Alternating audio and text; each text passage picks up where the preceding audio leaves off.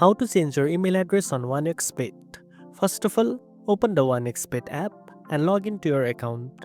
Once you are on the main screen, tap the menu icon at the bottom right corner.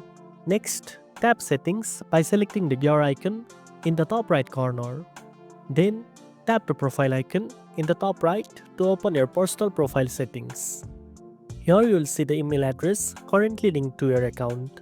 If you haven't linked an email yet, tap the link button and enter your email address to add it. Once your email is linked, the link button will switch to change.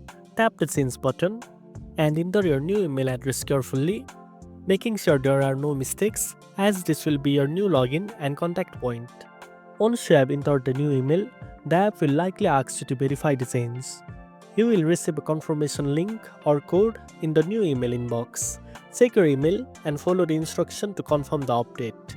If you don't see the email, check your spam or junk folder just in case it landed there.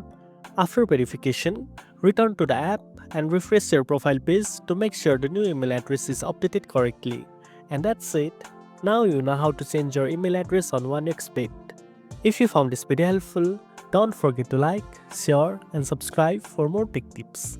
Thanks for watching and I'll see you in the next one.